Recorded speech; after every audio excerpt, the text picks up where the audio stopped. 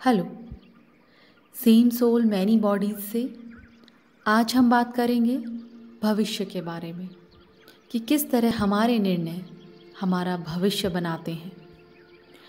Doctor कहते हैं मुझे यकीन है कि हम भविष्य देख सकते हैं क्योंकि हमारे भीतर कुछ है जो यह जानता है कि भूत, भविष्य और वर्तमान असल में एक ही हैं और एक साथ घटते हैं, और यह भी कि समय की यह अवधारणा उस रूप से बहुत अलग है जिस रूप में हम समय को देखते हैं, मसलन साल, महीने, दिन, घंटा या मिनट। वास्तव में भविष्य अभी है, इसी पल, और पृथ्वी पर रहते हुए भी, समय की हमारी अपनी अवधारणा को मानते हुए भी, हम अपने कर्मों से अपने अभी को तो मन मुताबिक रूप दे ही सकते हैं। और इसीलिए यह आवश्यक है कि हम न सिर्फ इस जन्म के भविष्य बल्कि आने वाले सभी भविष्य जन्मों के लिए तैयार रहें, अमरता के लिए तैयार रहें। भविष्य लचीला मालूम होता है, संभावनाओं के एक समूह जैसा। इन अथाह संभावनाओं में से कुछ भविष्य ऐसे होते हैं जिनके घटित होने की संभावनाएं औरों के मुकाबले ज़्यादा होती हैं। हमारे व्यक्तिगत संभावित भविष्य बहुत हद तक, जैसा कि हम देख चुके हैं, हमारे वर्तमान चुनाव तथा कर्मों पर निर्भर करते हैं। मैंने पाया कि जब लोगों को उनका भविष्य देखने का अवसर मिला तो उन्होंने अपेक्षाकृत अधिक बुद्धिमत्तापूर्ण निर्णय लिए और बेहतर विकल्प चुने। वर्तमान में फैसले लेते हुए हम लगातार अपने भविष्य को बदल रहे हैं, लेकिन कुल मिलाकर भविष्य की उन सभी असंख्य संभावनाओं में से जो कि हमारा इंतज़ार कर रही हैं, कुछ एक संभावनाएं बाकियों की तुलना में अधिक प्रबल हैं। वर्तमान में हमारे लिए सबसे महत्वपूर्ण है हमारे चुनाव। यहाँ डॉक्टर ने अपने एक पेशेंट गैरी के केस को शेयर किया। गैरी एक 40 वर्षीय बिजनेसमैन था जिसका बिजनेस अभी बर्बाद होने की कगार पर था। उसने टेलीविज़न पर एंटिक्स रोड शो नामक कार्यक्रम को मिली प्रसिद्धि के चलते यह अनुमान लगाया कि महंगे व दुर्लभ चांदी के सामान, चित्र, फर्नीचर के लिए देश भर में एक ज़बरदस्त दीवानगी की लहर खड़ी होगी, और इसी में सवार होकर उसने मुनाफा कमाने के लिए बहुत सारा पैसा इसमें लगाया। लेकिन दुर्लभ वस्तुओं के मामले में उसकी समझ ठीक नहीं थी, या फिर उसे बाजार से कुछ ज़्यादा ही उम्मीदें थी। नतीजतन उसकी बिक्री में कुछ खास इजाफा नहीं हुआ और वो दिवालिया होने की कगार पर आ गया। उसने डॉक्टर से कहा कि मैं डिप्रेशन में हूँ, मेरे पत्नी है, मेरे 2 बच्चे हैं, मैं उनकी ट्यूशन की फ़ीस भी नहीं भर पा रहा हूँ। मुझे कुछ समझ नहीं आता, बस लगता है कि मुझे आत्महत्या कर लेनी चाहिए। और खुद को दिवालिया घोषित करने का विचार मेरे लिए बहुत असहनीय है। लगता है कि मेरे पिता सही थे। उनके शब्द मुझे आज भी याद है, हालांकि वो जिंदा नहीं है, लेकिन वो शब्द मुझे बार बार याद आते हैं। वे कहते थे कि मैं कुछ नहीं कर पाऊंगा। वो चाहते थे कि मैं वकील, डॉक्टर या फिर वैज्ञानिक बनूं और उनका नाम रोशन करूं। मैंने कोशिश की, पूरी कोशिश की, लेकिन मैं कभी मैथ, केमिस्ट्री या फिज़िक्स को समझ ही नहीं पाया। मेरी बुद्धि तार्किक नहीं है। मैं न तो वकील बन सका और न ही कंस्ट्रक्शन वर्कर। मेरी दिलचस्पी कला में थी। उसने बताना जारी रखा कि इजिप्शियन, ग्रीक, रोमन, ये सब चीज़ों में, कला के इतिहास में मेरा इंटरेस्ट था। और जब मेरे पिता को ये पता लगा तो उन्होंने मुझे कहा कि बेटा तुम कभी कुछ हासिल कर ही नहीं पाओगे। मुझे लगा जैसे मैंने उनके साथ विश्वासघात किया हो, उनकी उम्मीदों पर पानी फेर दिया हो। उनके हिसाब से लड़की होना लगभग उतना ही बुरा था जितना कि बौद्धिक होना, और वह मुझे यही कहते थे इससे तो अच्छा था कि मेरे घर कोई लड़की पैदा हुई होती। उससे भी बुरा, वो मुझसे बस कोई उम्मीद ही लगाना बंद कर चुके थे, और मुझे मेरे भीतर ये अपराध बोध पैदा हो करके वे मुझसे बदला लेना चाहते थे, और वे इसमें सफल भी रहे। मेरे अंदर अपराध बोध पैदा हो चुका था। डॉक्टर ने कहा आप भयानक दबाव में थे। गैरी कहते हैं लेकिन मैंने नाम मात्र की उपलब्धि हासिल करी है, जो भी मैंने किया। लेकिन आपने अपने जीवन को अपने मुताबिक जीने में कामयाबी हासिल करी, और कई लोग जिनके पिता आप ही के पिता जैसे थे ऐसा नहीं कर पाए। लेकिन मैं असफल व्यक्ति हूँ, पूरी तरह असफल। मेरा व्यापार में असफलता कोई अपमान की बात तो नहीं। मैं बस आत्महत्या करना चाहता हूँ। मुझे नहीं लगता कोई मुझसे प्यार करता है या किसी को मेरी ज़रूरत है। मुझे नहीं लगता मेरी पत्नी को मेरी ज़रूरत है। आत्महत्या की धमकी या खतरा उन सबसे गंभीर मुद्दों में गिना जाता है जिनका सामना एक मनोचिकित्सक को करना पड़ता है। गैरी का इस तरह का रवैया देखकर डॉक्टर ने उसे अस्पताल में भर्ती होने को कहा और उसने साफ मना कर दिया।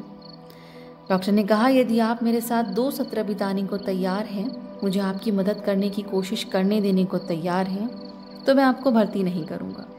और यदि उन 2 सत्रों के बाद भी मेरा इरादा नहीं बदला तो आप मुझे रोकने की कोशिश नहीं करेंगे।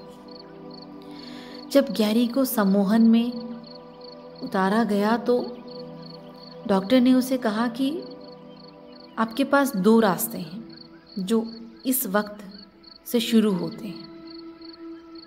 उसके पास 2 रास्ते थे, एक कि वह आत्महत्या के बाद के हालात की ओर लेकर जाए, दूसरा रास्ता एक सकारात्मक कदम का था, स्वयं से और जीवन से प्रेम करने का था।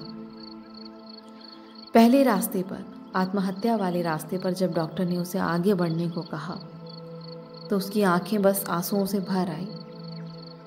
उसने कहा, मैं गलत था, मेरी पत्नी मुझसे प्यार करती है, मैं उसे दुख के सागर में डूबा हुआ देख रहा हूँ, जबकि मुझे मरे कई साल बीत चुके हैं। मेरे बेटे अभी भी दुखी हैं। मैं इतना स्वार्थी हो गया कि ट्रिगर दबाते वक्त उनके बारे में एक बार भी नहीं सोचा। मेरे ना रहने की वजह से उन्हें बीमार मेरी पत्नी की देखभाल के लिए पढ़ाई छोड़नी पड़ी। किस्मत का मजाक देखिए कि मेरी मौत के लिए वे सब अपने आप को जिम्मेदार मानते हैं। उनका अपराध बोध उन्हें खाए जा रहा है। उन्हें लगता है कि वे मुझे ऐसा करने से रोक सकते थे, बचा सकते थे, यदि उन्होंने पर्याप्त प्रयास किए होते। मुझे विश्वास नहीं होता। बंदूक का ट्रिगर दबाने वाले हाथ मेरे थे, उनके नहीं। और मेरी पत्नी ने तो मुझे रोकने के लिए सब किया वो जो कर सकती थी। उसने मेरी कितनी मिन्नतें की, लेकिन मैंने उसकी एक ना मानी और अपने मन की कर ली। उनकी प्रतिक्रिया अजीब नहीं है, डॉक्टर ने कहा। बहुत से मामलों में जिंदा बचे हुए लोग अपने आप को ही दोषी महसूस करते हैं। गैरी की आंखों में आंसू बहने लगे। मैं शर्मिंदा हूँ इसको लेकर, बहुत शर्मिंदा। मेरा इरादा गलत था। आत्महत्या कोई परहित का कार्य नहीं है। इससे आप किसी का कोई भला नहीं कर सकते। यह तो गुस्से या हताशा की स्थिति में उठाया गया कदम है। यह बात मैं गैरी को तब समझाऊंगा जब उसे वर्तमान में लेकर आऊंगा, लेकिन अभी उसके लिए भविष्य की थोड़ी और सैर करनी ज़रूरी थी। मैंने उसे उसी रास्ते पर आगे बढ़ने को कहा। उसके अगले जन्म में उसने फिर दूसरे जन्म में अपने आप को एक बंदूक ताने उसकी उंगलियों को ट्रिगर पर कसते हुए देखा, और वो कहता है कि यह आदमी मैं ही हूँ जो बंदूक पर अपनी जान गंवाने को तैयार बैठा हूँ। लेकिन वो ऐसा क्यों कर रहा था? उसने देखा कि मैं एक अवैध प्रेम प्रसंग में लिप्त हूँ और मैं शादीशुदा हूँ, जाहिर है, और मैं अपने ससुर जी के लिए काम करता हूँ। लेकिन अभी मेरा रिश्ता सबके सामने आने वाला है, क्योंकि मेरी प्रेमिका ने एक खत में सब लिखकर मेरी पत्नी को भिजवा दिया है, क्योंकि मैंने उससे रिश्ता ख़त्म कर लिया और अब वह गुस्से में है। वह खत उसका प्रतिशोध है। लेकिन प्रेम प्रसंग तो ख़त्म हो चुका है, आपने ही ख़त्म किया, तो क्यों नहीं ऐसा करते कि उस खत के अपनी पत्नी तक पहुंचने से पहले ही उसे सब बताकर माफ़ी मांग लें? इसकी कोई संभावना नहीं। उसने मुझे कभी उतना चाहा ही नहीं। वह अपने पिता को चाहती है। उसे कोई फ़र्क नहीं पड़ता कि मैं रहूं या ना रहूं। मैं बस आत्महत्या कर लेना चाहता हूं। मुझे आगे नहीं जीना। उसके मन की कड़वाहट उतनी ही गहरी थी जितनी कि इस जन्म में है। क्या आपने वाकई अपने आप को मार दिया? वह व्यग्र हो उठा। हे भगवान, मुझे नहीं पता मैं क्या करूं। वापस वर्तमान में लौट आने के बाद उसने उस भविष्य जन्म के सपने को पुनः याद किया। तो क्या इसका मतलब है कि मुझे वे पुरानी भावनाएं, अपमान और दुर्गति बार बार सहनी पड़ेगी? ऐसा लगता है कि मैं हमेशा खुद को मारने की इच्छा से भरा रहूंगा। हर जन्म में मेरे भीतर जीवन की एक ही गति होगी, तब तक जब तक कि आप सीखने को तैयार नहीं हो जाते। यह एक ग्रीक ट्रेजेडी की तरह है। यदि आप अभी इस जन्म में खुद को मार देते हैं तो फिर इसी स्थिति का बार बार आपको सामना करना पड़ेगा और यही आपकी किस्मत बन जाएगी, यही आपकी नियति होगी। एक बात जो आप समझ नहीं पाए वह यह थी कि आपने जो सपने में देखा, वह जो आपको प्रोग्रेशन के दौरान दिखाई दिया, अपने ही सर पर बंदूक ताने खड़ा व्यक्ति, वह आप नहीं थे, बल्कि आपका एक अंश था, खुद से नफरत करने वाला अंश, आत्मघाती अंश। वह ऐसे कांप गया मानो अचानक बर्फीली हवाएं चलने लगी हों। उसने कहा, यदि मैं दूसरा वाला रास्ता चुनता हूं तो तब क्या होगा? डॉक्टर ने कहा, ठीक है, हम दूसरे रास्ते पर चलते हैं।